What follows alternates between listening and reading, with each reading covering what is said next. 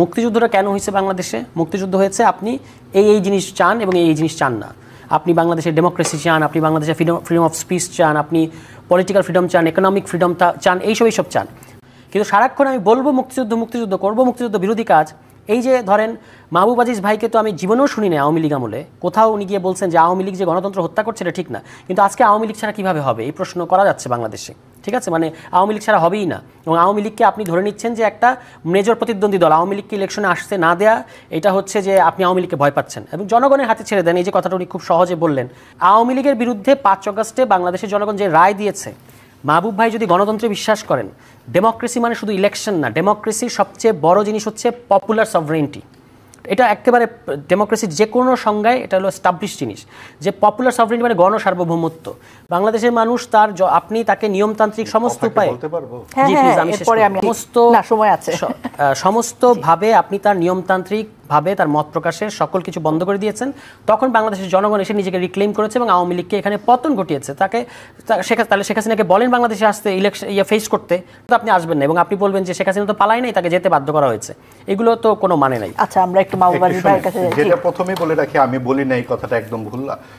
এখন কি করে সেটা বোঝাবো? আমি একটা গ্রন্থ আছে আমার, কর্তৃত্ববাদ এবং প্রতিহিংসা, সেটা শেখ হাসিনার আমলেই প্রকাশিত, সপ্তাহে ছাপা হয়েছে উচ্চারণের বিপরীতে। তার একটি শিরোনাম ছিল বাকিদের কথা শোনা হবে না।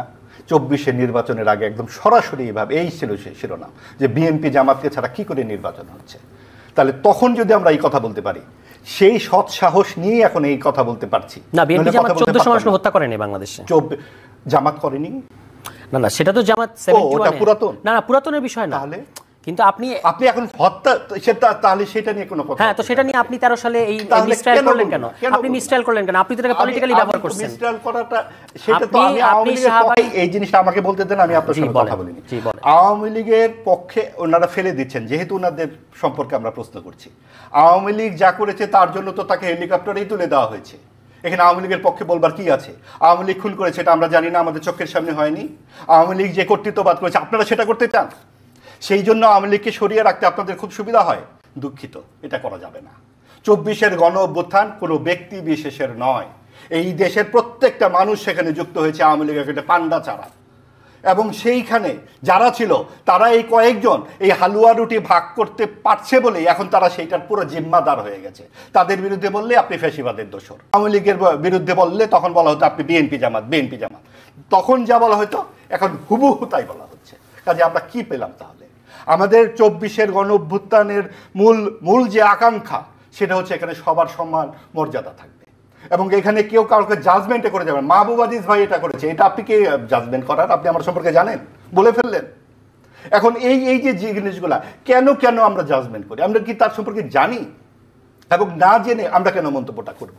এবং সবচেয়ে বড় কথা, কিন্তু মন্তব্য উনি তো তাও মন্তব্য করেছেন, অনেকে বিচার ট্রায়াল করে ফেলছে এবং তারা দখল করছেন জায়গাগুলো, যে এটা ওনারা ফ্যাসিবাদের দোষ, তারা ঠিক করে দিচ্ছেন অমুক অমুক অমুক এখানে থাকবে বা থাকবে না। এই যে জায়গাটি, আমরা একটি ছোট্ট একটি দেশে সবাইকে চিনি, আমরা তো জানি এই আন্দোলন কি করে শুরু হয়েছিল। আমাদের এই দলগুলোকে আমরা তো সুষ্ঠু নির্বাচনের কথাই বলতেছি, আর সুষ্ঠু নির্বাচন যদি আওয়ামী লীগ না আসলে সুষ্ঠু নির্বাচন হবে না, এটা যদি বক্তব্য হয় তাহলে সেই বক্তব্যের সাথে আমরা একমত না। পৃথিবীতে বহু দেশে এরকম যারা বাংলাদেশ মানে জনগণের উপর যারা এইভাবে একটা ম্যাসাকার করেছে। জাতীয় পার্টি কোন বাম দল নাই? কোন বাম দল আছে? কোন বাম গুরুত্বপূর্ণ বাম? সিপিবি সহ না, কোথায় নাই? আমরা কেউ কি বলেছে সিপিবি ইলেকশন করতে পারবে না? আপনারা বলার কে? আপনারা এমন ভাবে বলছেন, আপনারা বলবেন তারপরে না আমরা বলার কেউ কি? না এইটাই তো আপনি এটা this is your logical fallacy. আপনারা যে 30টি রাজনৈতিক দল সেখানে যে প্রশ্ন করেছি সিপিবি ছিল না এখানে? আমাকে বলেন সিপিবি ছিল না ওখানে? তারা তো নাই, শেষ পর্যন্ত থাকলো না কেন? কারণ সরকার ডানপন্থকে কেউ কি বলেছে? আচ্ছা না, এটা আপনার কিন্তু বামপন্থীর সাথে সরকারের আওয়ামী মৌলবাদের ব্যাপারে আপনার বিশেষ দুর্বলতা থাকতে পারে, কিন্তু এর বাইরে যে কোনো কিছু আপনাদের ডানপন্থার ব্যাপারে একেবারে সম্পূর্ণ দুর্বলতা। এর বাইরে যে কোনো কিছু আপনারা ডানপন্থা মনে হতে পারে। আপনি তো আমার এই প্রশ্ন উত্তর দিলেন না। আপনি আমাকে এই প্রশ্নের উত্তর দেন যে আপনারা ডানপন্থার সাথে আপনাদের এত কেন? কোথায় কোন ডানপন্থার সাথে আমাদের কি? সব ডানপন্থা, এই 30টি দল ছাড়া আপনারা কেন একটি প্রশ্ন করছেন না যে মুক্তিযুদ্ধের, আপনারা তো মুক্তিযুদ্ধের বিরোধী হওয়ার কথা নয়। কোন দলের আছে? আমরা মানে মুক্তিযুদ্ধ বিরোধী হব কেন? ধর্মনিরপেক্ষতা যখন চলে যাচ্ছে, নারী সংস্কার যখন চলে যাচ্ছে, আপনারা একটি কথা বলেছেন না? আমরা এটা বলছি, আপনাদের নেতা তো যে দেখি যে নারী সংস্কারের বিরুদ্ধে কথা বলেন, আপনাদের নেতা তো ওই মঞ্চে ছিলেন। একটা সময় একটা জিনিস আনেন না, একটা জিনিস আনেন।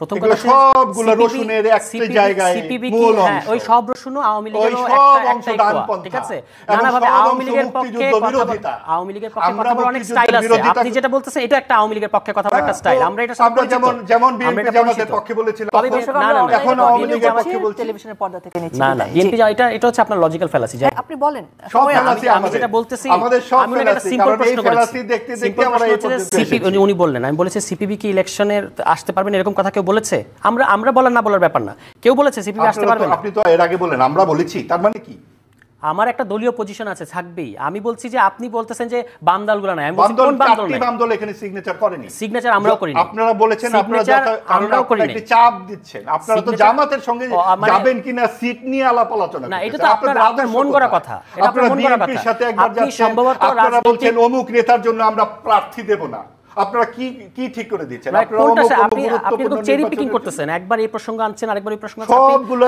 এক জায়গায় থাকেন আপনি প্রথম কথা হচ্ছে যে বাম দলগুলো নির্বাচনে আসতে পারবে না এই কথা কেউ বলে নাই এই কথা বলার রাইটও তাদের আপনি হ্যাঁ নাই তো আমরা তো কেউ বলি নাই আপনি এটা আনলেন কেন একইভাবে বাম দলগুলো আসতে পারবে না সেটা ডেফিনেটলি এটা বলতে হবে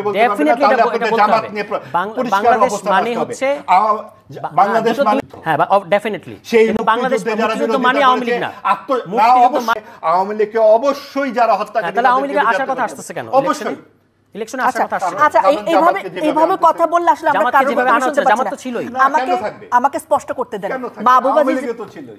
মাহবুবাজি ভাইয়ের পক্ষ থেকে প্রশ্নটা হচ্ছে যদি আপনি না করেন যে আওয়ামী লীগ নির্বাচনে অংশগ্রহণ করতে পারবে না গণহত্যার দায়ে তাহলে কেন আপনি জামাতকে গণহত্যার দায়ে তাহলে আপনি স্পেসিফিক এই প্রশ্ন নিয়ে আলোচনা করেন উনি তো অবশ্যই জাতীয় পার্টি আপনাদের আদর্শ নাই আছে আপনি তাদের সাথে কেন জোট করতে চাচ্ছেন না কোথায় পেলেন এই তথ্য জামাতের সাথে আজকের মিটিং এ আপনাদের আজকের দৈনিক পত্রিকা দেখে বলছি ভাই আচ্ছা ওনার বক্তব্যটা দৈনিক পত্রিকা কি আমাদের দলের সিদ্ধান্ত নেবে তাহলে আপনি একজন রেসপন্সিবল মানুষ আপনি যেটা বুঝেন অবশ্যই আমি কোথা থেকে জানবো ভাই একটা দল পত্রিকা আমি কিভাবে জানবো পত্রিকা অনেক ধরনের স্টোরি আছে পত্রিকা তো আমাদের কয়েকটা আসনও দিয়ে দিছে তো পত্রিকা কি এটা সিদ্ধান্ত নেবে অবশ্যই সেগুলো তো আপনি তো পারসেপশন এটা তো পুরোপুরি রং পারসেপশন না জামাত আচ্ছা মিলবে না আমরা ধরে নেব যে আপনাদের মিলে নাই না গেলে ধরে নেব দেখছেন that is your logical fallacy that is your ভাই নির্বাচনটা যা কয় শতাংশ ভোট পান আপনারা তারপরে সরি বলবেন এই যে আপনি আরেকটা প্রশ্ন চলে আপনি সরি বলবেন আপনি আরেকটা জায়গায় চলে গেলেন সরি বলতে হবে আপনি কোন কর্তৃত্ববাদের অংশ আমাকে সরি বলতে বলি নাই তাহলে আপনি কি বলছেন আপনি আমার সম্পর্কে একটা ভুয়া তথ্য দিচ্ছেন এটা জন্য আপনি আমার সম্পর্কে সবচেয়ে বড় ভুয়া তথ্য দিয়েছেন যে আওয়ামী লীগের বিরোধিতা করি নাই